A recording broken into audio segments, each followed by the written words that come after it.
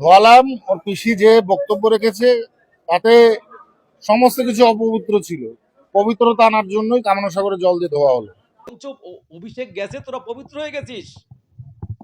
অভিষেক ব্যানার্জি ঠাকুরবাড়ি গেছে, তোরা পবিত্র হয়ে গেছিস। নরেন্দ্র মোদী আসছে, অমিত শাহ আসছে, আমরা তো এই কাজটা যারা করেছেন তারা সবগুলো অপবিত্র মানুষ। কেন? ঠাকুরবাড়ি মাটি, জল, আকাশ বাতাস ওই ভিতরে যা আছে সব পবিত্র। সেখানে অপবিত্র মানুষ ঢুকলেও পবিত্র হয়ে যায়।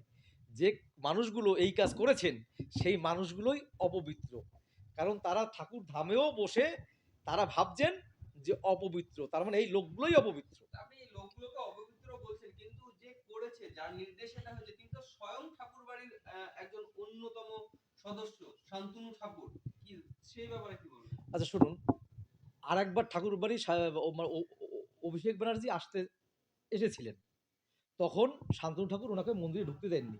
উনি তখন বুট পরে ওনার সিআরপিএফ এর বুট পরে ওই ঘটমট লাথি মেরে ফেলে দিয়েছিলেন।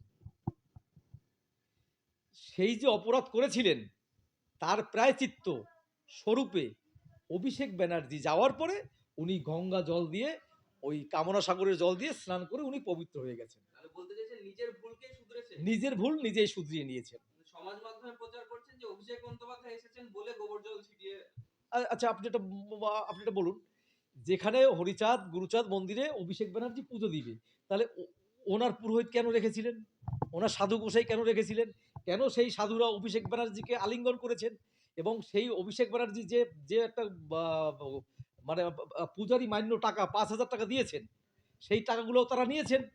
তাহলে টাকায় কোনো দোষ হয়নি শ্যামের, কিন্তু তাকে স্পর্শ করেছে, পবিত্র হয়েছে। আরে বরঞ্চ অভিষেক গেছে, তোরা পবিত্র হয়ে গেছিস। অভিষেক ব্যানার্জি ঠাকুরবাড়ি গেছে, তোরা পবিত্র হয়ে গেছিস। নরেন্দ্র মোদী আসছে, অমিত শাহ আসছে, আমরা তো কখনো প্রতিবাদ করিনি। ঠাকুরবাড়ি সবার, এখানে সবাই ধর্ম বর্ণ নির্বিশেষে সবাই আসতে পারে, যে কোনো জাতি, যে কোনো সম্প্রদায়। আপনি দেখবেন যখন মাতাম খোলায় মাতাম হয়, তখন শিখ, পার্সি, জৈন এসে ওখানে মানে ওখানে মাতাম দেয়। তাই ঠাকুরবাড়ি কি লেখা আছে যে শুধু মতুয়ারা আসবে আর কেউ আসতে পারবে না? যে কোনো মানুষ আসতে পারবে। এর আগে আপনি আপনার উপর আক্রমণ হয়েছে, আপনি স্বয়ং একজন গোসাই এবং ঠাকুরবাড়ির সেবক। সেই সময় আপনার উপর আক্রমণ হয় এবং তারা জয় শ্রীরাম ধ্বনি দেয়।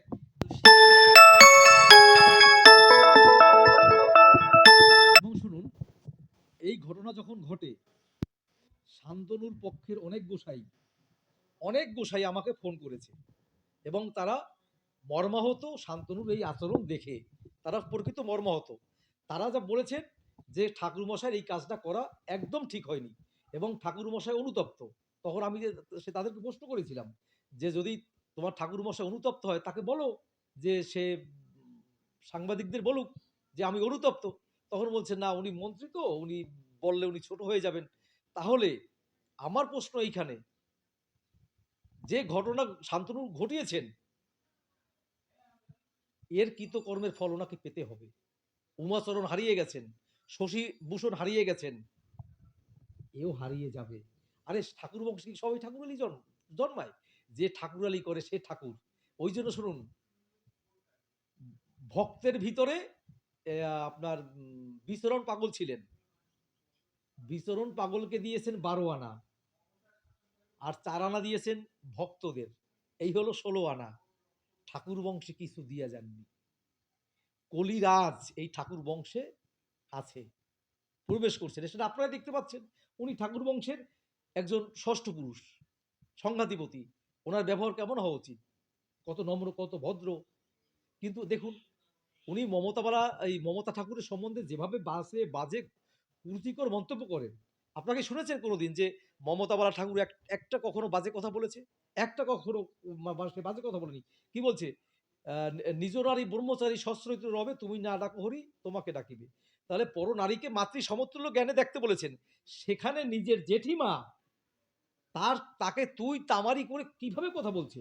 জানি না কোন কলেজে ডিগ্রি পেয়েছেন। সে যদি একটু দেখাতেন আমরা ভালো মনে করতাম।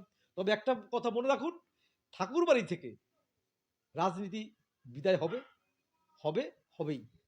তাহলে আপনারা বলছেন প্রথম যে ঠাকুরবাড়িতে এই যে একটা সমস্যা, এই যে একটা ভেদাভেদ সৃষ্টি হচ্ছে, মূল কারণ রাজনীতি। মূল কারণ রাজনীতি। এবং এটা করেছে মঞ্জুর কৃষ্ণ ঠাকুর। মঞ্জুর কৃষ্ণ ঠাকুর তো ওই বাড়িতে ছিলেন না, ওনাকে তাড়িয়ে দিয়েছিলেন পিয়ার ঠাকুর, উনি শ্বশুর বাড়ি থাকতেন। তারপরে যে কোনো কায়দায় ওনাকে বলে কয়ে নিয়ে আসছে। তাহলে কি মমতা বালা ঠাকুরও রাজনীতি থেকে সরে আসবেন?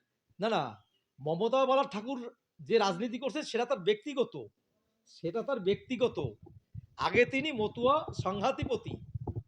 শান্তনু ঠাকুর যেমন জয় শ্রীরাম বলেন, মমতা বালা কিন্তু জয় বাংলা বলেন না, জয় তৃণমূল বলেন না। তিনি ঠাকুরবাড়ি যখন থাকেন জয় হরিচাঁদ বলেন, জয় হরিবল বলেন। এই হচ্ছে পার্থক্য। শান্তনু ঠাকুর তো জয় শ্রীরাম করতে চাচ্ছে। উনি যদি সময় পায় তাহলে তো হরিচাঁদের মন্দির সরিয়ে ওখানে রামের মন্দির তৈরি করতে মানে উনি প্রস্তুত। না হলে যেদিনকার অভিষেক ব্যানার্জি আসবে, কেন 500 উনি সিআরপিএফ নিয়ে আসলেন? কেন নিয়ে আসবেন? কিসের ওনার ভয়, কিসের আতঙ্ক? আমরা এইটাই জানতে চাই যে ওনার কিসের আতঙ্ক। এই যে দৃশ্য, জল দিয়ে ধোয়া হলো, গোবর জল দিয়ে ধোয়া হলো, এই দৃশ্য এর আগে কোনদিন দেখেছেন? এর দৃশ্য আগে কোনোদিন দেখিনি, কারণ এটা হয় এই প্রথম দেখলাম। এই আপনি দেখুন, এই কামনা সাগরের জল মাটি রাম মন্দির তৈরি করার সময় পাঠিয়েছিলেন, সেখানে এই ঠাকুরবাড়ির জল তারা গ্রহণ করেননি।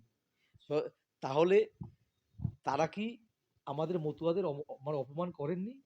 তার জন্য শান্তনু ঠাকুর কামনা সাগরে কটা ডুব দিয়েছেন শুদ্ধ হওয়ার জন্য? কটা ডুব দিয়েছেন? আরে গঙ্গায় স্নান করলে, কামনা সাগরে স্নান করলে যদি সবাই পবিত্র হয়ে যায়, তাহলে তো আর এই জগতে পাপেই থাকতো না। পাপ তাড়াতে গেলে আগে ভক্তি হতে হবে, ভক্তি মার্গে যেতে হবে। আর আপনারা যে ফুটেজ দেখিয়েছেন, এই যে কয়জনে ধুয়েছে ওরা কি একজনের মতুয়া? তাদের ভাষা শুনেছেন, তাদের চালচলন শুনেছেন? সব সব উগ্রপন্থী, সব উগ্রপন্থী। আমি এখনো বলছি, ওনার শুভবুদ্ধির উদয় হোক, উনি সংঘাতিপতি হন, উনি ঠাকুর বংশের মানুষ হয়ে থাকুন, এটা আমি ওনার কাছে প্রার্থনা করি। শান্তনু ঠাকুর বলছেন যে 2-3 লাখ মুসলিমকে বাদ দিতে গিয়ে যদি 50,000 মতুয়া বাদ হয়ে যায় তাহলে কোনো সমস্যা নেই, পরে আবার তুলে নেওয়া। এই বিষয়টা কিভাবে দেখছেন? না দেখুন, উনি সময় সময় তো এক এক রকম কথা বলেন, কারণ সঠিক তথ্য বিজেপির কাছে কারো কাছে নেই। সে যেই বলুন, সে শুভেন্দু অধিকারী বলুন বা সুকান্ত মজুমদার, দিলীপ ঘোষ, কারো কাছেই সঠিক তথ্য নেই। যেমন আপনারা শুনেছেন ইআরও একজন ইস্তফা দিয়েছেন। কেন? তারা যে অগণতান্ত্রিকভাবে মানুষের যে ভোটার মানে অধিকার যে বঞ্চিত করার চেষ্টা চলছে, তিনি সহ্য করতে না পেরে তিনি ওখান থেকে ইস্তফা দিয়েছেন। উনি সে কেন দিয়েছেন? শান্তনু বলছেন তোমরা সিএতে ফিল আপ করো, তোমাদের ভোট কাটা যাক, সিএতে ফিল আপ করো, 26-এ ভোট দিতে পারবে না, তোমরা হয়তো 27-এ ভোট দেবে বা 29-এ ভোট দেবে। তাহলে আমাদের ভোট কাটা যাবে কেন? আমরা সবাই দীর্ঘদিন ভোট দিচ্ছি, আমাদের ভোটে সব নির্বাচিত হয়েছে, এখন ভোট কাটা যাবে কেন? সরকারের যদি সৎ ইচ্ছা থাকতো তাহলে এই এসআইআর এর আগে 6 মাস আগে উনি বিজ্ঞপ্তি জারি করে যারা শরণার্থী তাদেরকে সিএ এর মাধ্যমে নাগরিকত্ব দিয়েছেন, কোনো সমস্যা নয়। তাহলে আমি তো জানতে চাই এখানে রোহিঙ্গা কোথায়, রোহিঙ্গা কোথায়? আর শুভেন্দুর এটা শান্তনুর কাছে আমার একটা আবেদন, উনি তো প্রায় 1 লক্ষ সিএতে আবেদনকারী করেছেন, এর যারা সিএর নাগরিকত্ব পেয়েছেন এমন 500 মানুষ নিয়ে উনি একটা মিছিল করে দেখাক যে এই 500 মানুষে সিএ নাগরিকত্ব পেয়েছে, তাহলে আমরা সবাই সিএতে আবেদন করব। একদিকে শান্তনু ঠাকুর তো আবার বলছে যে মমতার জন্যই হচ্ছে না, মানে এসআইআর এ তারা নাম তোলেনি, আর এসআইআর এ নাম তুলতে গিয়ে সিএ তে তারা আবেদন করেনি, সেই জন্য না, ওটা ভুল বলছে। ওটা বলছে যে ওর মানে মন্ত্রিত্ব এখন টলমল অবস্থা আছে, ও কখন মন্ত্রিত্ব চলে যাবে তো কেউ বলতে পারে না। কাজেই ওর পায়ের তলা থেকে মাটি সরে গেছে, যাতে ও ধরে থাকতে পারে, ওই জন্য এক এক সময় মানে ভুল বলছে। ও যেটা বলছেন আপনি দেখুন, এই যেদিনকে ঠাকুরবাড়ি 24 তারিখে, উনি 25 তারিখে বলছেন যে না, কারো নাগরিকত্ব বাদ যাবে না। তাহলে বাদ যাবে না, তাহলে হেয়ারিং এ কেন ডাকছেন? এসআইআর এ তো সবাই ফর্ম ফিল আপ করেছেন, সবাই করেছেন, তাহলে এসআইআর এ হেয়ারিং এ কেন ডাকছেন? তো ডাকার দরকার নেই, সহজে করতে পারতেন তো। তার মানে হেয়ারিং এ ডাকছে মানে আপনার না পরিকল্পনা মাফিক আপনাকে বাদ দেবার জন্য। আর সিএ কি? সিএ হয়েছে আমাকে লিখতে হবে আমি বাংলাদেশি, নইলে আমি পাকিস্তানি, নইলে আফগানিস্তানি, আমি সেটা লিখতে যাবো কেন? ভারতবর্ষের আইনে আছে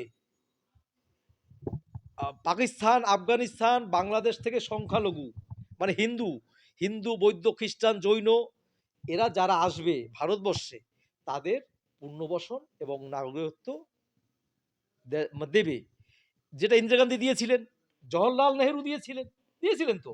তা তারা যখন করতে পারছেন, তাহলে এখন আমি যে ভারতবর্ষের প্রধানমন্ত্রী তিনি যদি মনে করেন যে ওপার বাংলা থেকে যারা শরণার্থী আসছে তাদের পুনর্বাসন এবং নাগরিকত্ব উভয় তিনি দিতে পারেন যদি তিনি চান, কিন্তু সেই আগের মনুবাদীকে কায়েম করার জন্য এই এই নিচু বর্ণের মানুষকে দলিত করার জন্য এরা এই চক্রান্ত করছে।